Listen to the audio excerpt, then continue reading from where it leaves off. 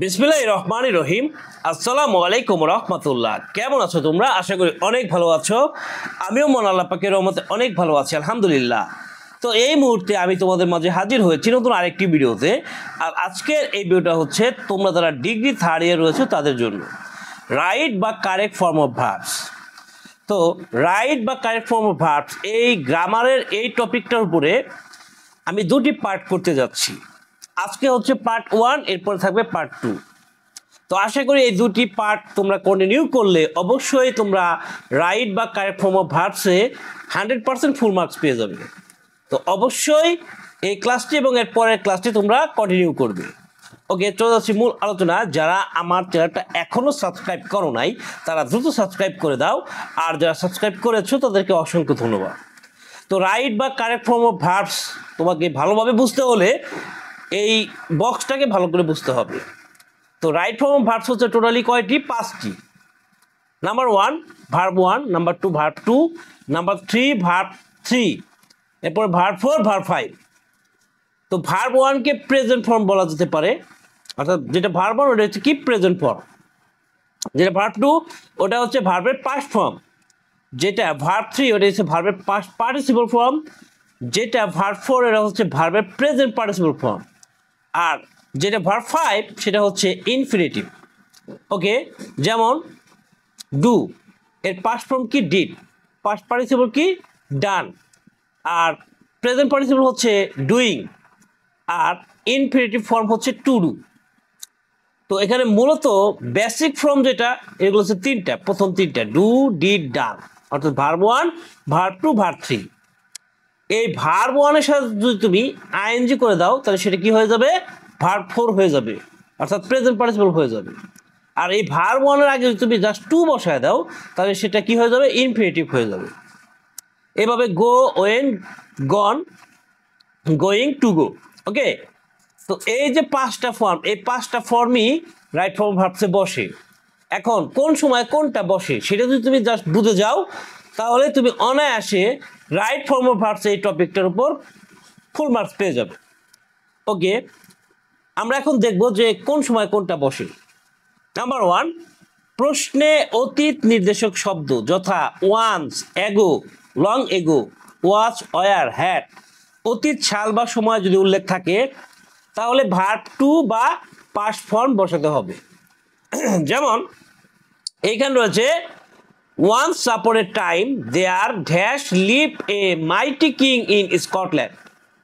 তো এখানে ওয়ান্স দিয়া অতীতের কোনো সময়কে বোঝানো হচ্ছে। ওয়ান্স মানে কি? কোনো এক সময়, তার মানে এটা অতীতের কোনো একটা সময়।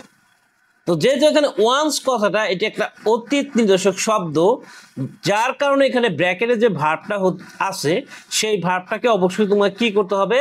ভার্ব 2 করতে হবে। অর্থাৎ লিভ থেকে এখানে হয়ে গেল লিফট। এখানে কি দেওয়া আছে? যে অতীত নির্দেশক শব্দ ওয়ান্স থাকায় বসেছে। ওকে, আচ্ছা, এরপরে আমরা দেখব পরবর্তীতে প্রশ্নে অতীত নির্দেশক শব্দ উল্লেখ না থাকলে ভার্ব 1 বসে। এর আগে আমরা পাইছি অতীত নির্দেশক শব্দ উল্লেখ থাকলে ভার্ব 2 বসে, কিন্তু এবার আমরা কি পাইলাম? যে অতীত নির্দেশক শব্দ উল্লেখ যদি না থাকে তাহলে সেই ক্ষেত্রে ভার্ব 1 বসাইতে হবে।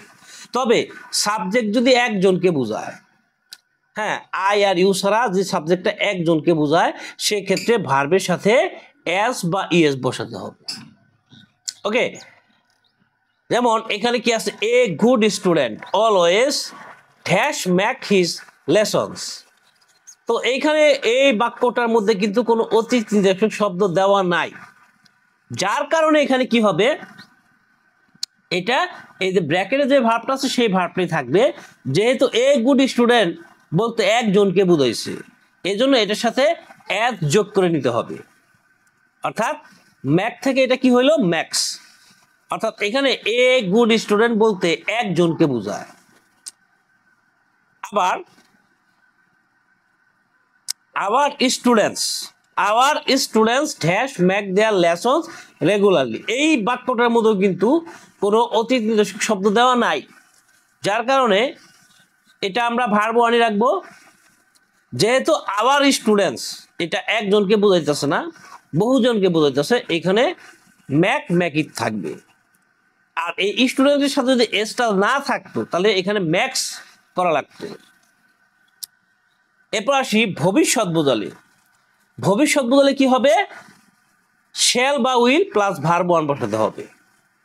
যদি কোনো সেন্টেন্স দিয়ে ভবিষ্যৎকে ইন্ডিকেট করে তাহলে সেক্ষেত্রে শ্যাল বা উইল প্লাস ভার্ব ওয়ান বসাতে হবে। যেমন এখানে আছে the sinners dash suffer in the long run. তো এখানে এই বাক্যটা মানে এটা কি, যে পাপীরা পরিণতিতে ভুগবে। তার মানে পাপ করলে তার ফলাফল সে অবশেষে পাবে। তো এটা ভবিষ্যৎ বোঝাইতেছে, যার কারণে এখানে সাফার থেকে কি হয়েছে, উইল সাফার। ওকে, এবার আসি আমরা 5 নাম্বার। কোন সেন্টেন্সে সাবজেক্ট যদি বস্তু হয়ে থাকে তাহলে সেক্ষেত্রে অক্সিলারি ভার্ব প্লাস ভার্ব 3 বসাইতে হবে। সাবজেক্ট যদি কোনো সেন্টেন্সে বস্তুকে বোঝায় তাহলে সেক্ষেত্রে অক্সিলারি ভার্ব বলতে আমরা কি বুঝি, এম ইজ আর বা ওয়াজ ওয়ার, এরপরে ভার্ব 3, মোর ব্র্যাকেটে যে ভার্বটা থাকবে এটাকে ভার্ব 3 করতে হবে। যেমন এখানে আছে ওয়াটার, এটা এখানে সাবজেক্ট। তো ওয়াটার তো কোনো ব্যক্তি না, এটা একটা বস্তু, যার কারণে এখানে তোমাকে কি করতে হবে, অক্সিলারি এবং এই পলিউট যে ভার্বটা আছে এটাকে ভার্ব 3 বানিয়ে দিতে হবে। তাহলে হলো কি, ইজ পলিউটেড, কারণ ওয়াটার এখানে একটি বস্তু। আবার কোনো সেন্টেন্সে অবজেক্ট যদি ব্যক্তি হয়ে থাকে তাহলে ভার্ব ওয়ানের সাথে আইএনজি করতে হবে। যেমন আই স হিম, এখানে অবজেক্ট কি, হিম। হ্যাঁ, এখানে অবজেক্ট কি, হিম। তো এই হিম কি একটা ব্যক্তি, কারণ হি থেকে হিম হয়েছে, তাই না? তো এই হিমটা যেহেতু ব্যক্তি, এজন্য এখানে অবজেক্ট যদি কোনো সেন্টেন্সে ব্যক্তি থাকে তাহলে সেক্ষেত্রে তারপর শূন্যস্থানে থাকে তাহলে সেক্ষেত্রে আইএনজি করতে হয়।